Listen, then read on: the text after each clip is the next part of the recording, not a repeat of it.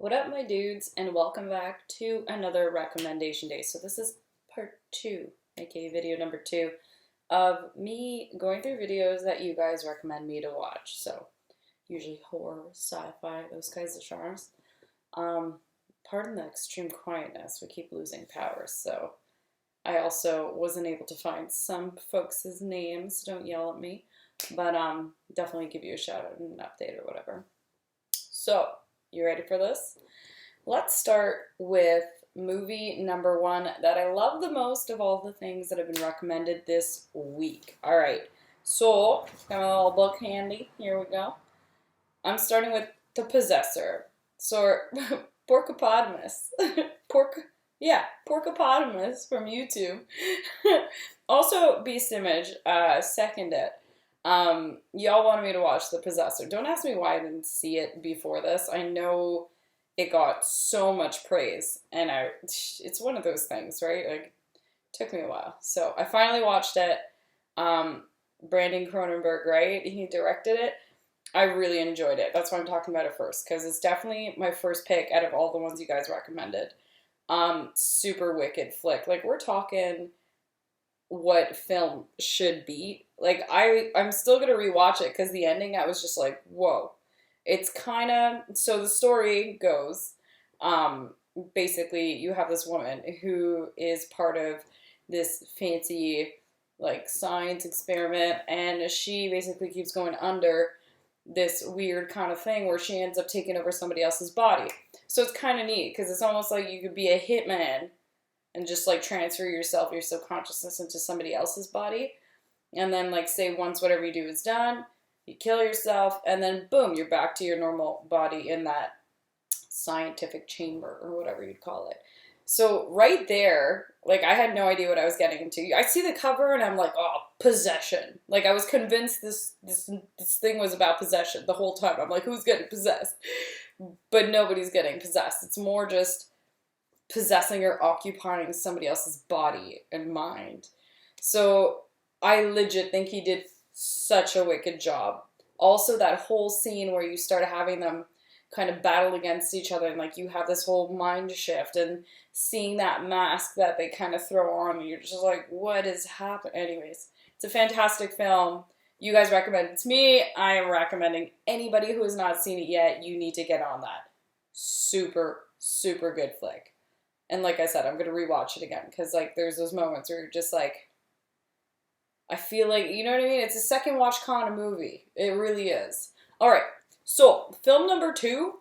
I'm going to shout out Houdley, who is also on imgur, whatever you guys call it, and on YouTube.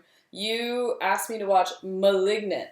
So, don't ask me again. This isn't one that I knew got so much praise, but I didn't know what it was about at all. I didn't even read the synopsis. I went in it blind. And I'm kind of really happy I did. Because, like, Malignant was super good. So, I felt like you guys all recommended movies that were kind of, had a sci-fi twist to them, which I really appreciate. To me, that's tons of fun. So this one is a newer horror film that you assume that, you know, this woman and her abusive husband are, like, in a home. You all of a sudden see some kind of, like, spooky ghost thing happen. She loses her baby, and you're just like, oh man, like, this is a spooky ghost kind of story. It totally flips, and you're just like, oh my, it reminded me of the South Park episode, you know, like, with the thing on the side of the head. I love South Park. But anyways, it takes such a crazy twist, and to me, the way they did the killer, first of all, his outfit is pretty wicked. The way they walk, it's like a backwards man. You know, you remember Tom Green? Backwards man. Literally. But, like, the movements are so, there's something to be said about, there's a word for it. I don't know it right now. Contortionism, you know? Anyways, whoever was doing the acting did a very good job. I just wish, so, this movie, my only problem, I wasn't scared, okay? I think, was it James Wan who did Insidious? Anyways, to me, Insidious is still, for a newer horror to come out, it's not that new. Insidious still scared me a hell lot more than Malignant. Malignant to me was more of like, a fun ride. You know, does that make sense? Anyways, and what kind of killed it for me, was the only thing that killed it for me, was the fight scenes. It got really crazy. I felt like I was watching The Matrix, like 90s Matrix.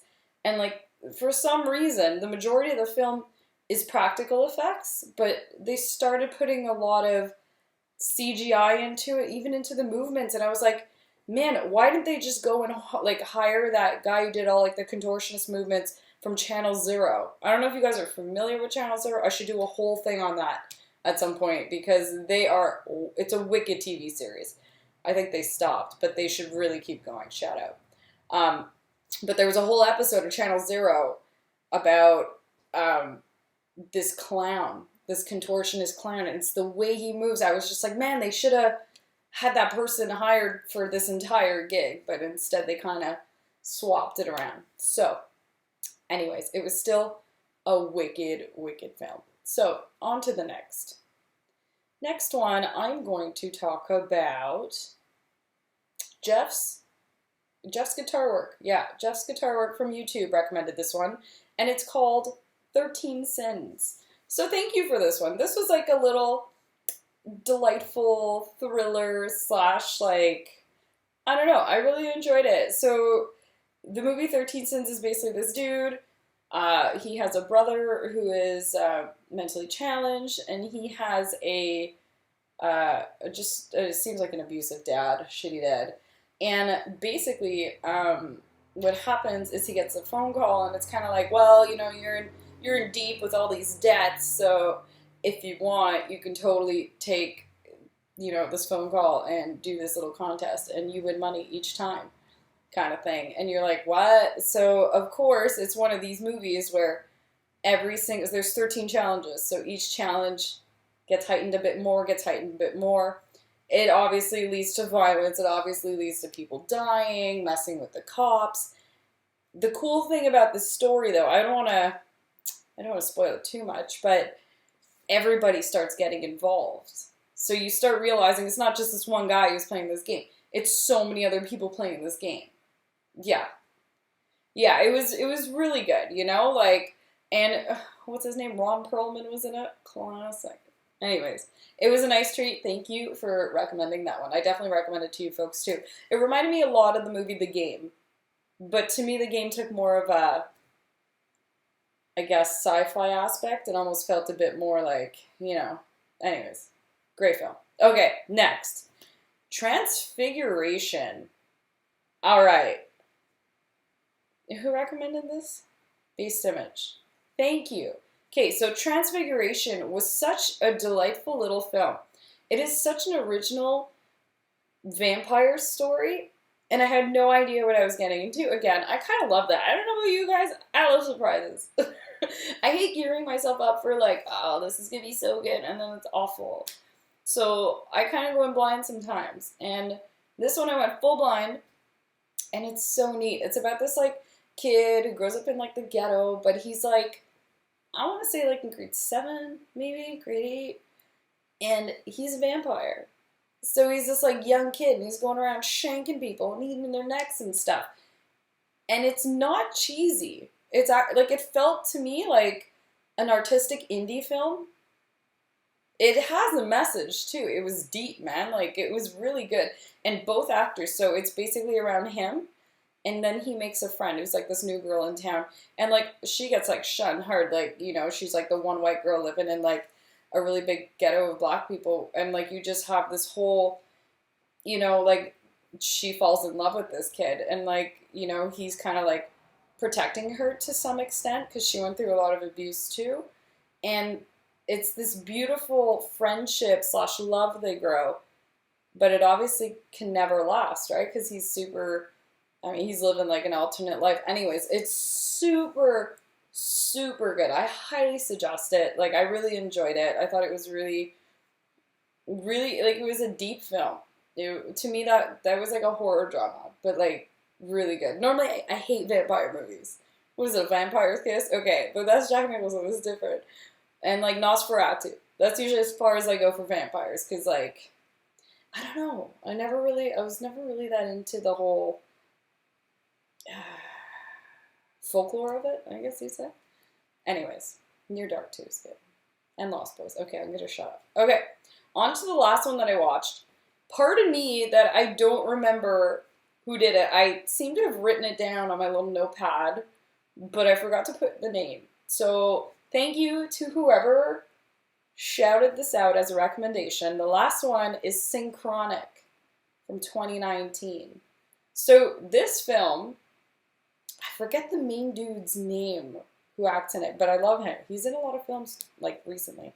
Anyways, it's about, I'm just gonna say, so it's like a cop kind of movie, but also about time travel. I had no idea what I was getting into, but also about a drug, right? So it's kind of like I just finished watching, like, Anonymous 616, and now they're like, there's this new drug that hit the market that's just like DMT, but, like, people keep dying in, like, weird ways. So I got all excited. I'm like, all right, so we're going on that level. And then the dynamic between these cops, it's so, like, it's good. It's good. It's very well acted. The story itself is really neat. And so you basically have one of the cop starters, so they're partners, one of them disappears. And they find out she takes his drug.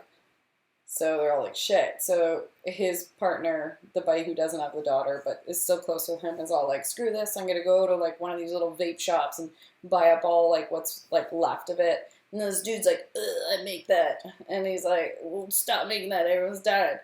And then it's like, okay. And then he starts trying the drug, because he's, like, got, like, he's dealing with some shit, some health stuff. So he starts popping the drug, and then he's realizing when he pops it, wherever you are in your place and time, you show up in, like, the past or whatever. So it's crazy. So basically the whole concept is this girl is trapped in, like, another time, because this pill helps you. Yeah, it was pretty damn good. I really enjoyed it. The only reason why I put it on last is because, to me, the ending was weak. Like, but that's just me. I'm somebody who doesn't love, like, a Hollywood ending. I like something, like, a bit more, like, oof, you know. But this was a really good film. I really enjoyed it. And hella worth the watch, guys. And thank you again for recommending it. I'm so sorry I don't remember your name right now. And, like, I can't search because, again, I don't have power. I'm just filming this. Alright, my dudes. Hopefully I'll get to upload this tonight. Hopefully our power comes back. And I hope you guys have a wicked rest of your week. I've been taking so much footage of sculpting my new Goosebumps mask recently. And a bunch of other stuff that I've just been holding on to that I need to release. So get ready for that.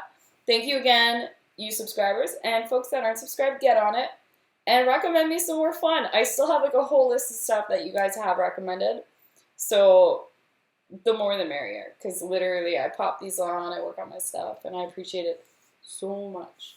Alright, have a wicked week, like I said, and peace out.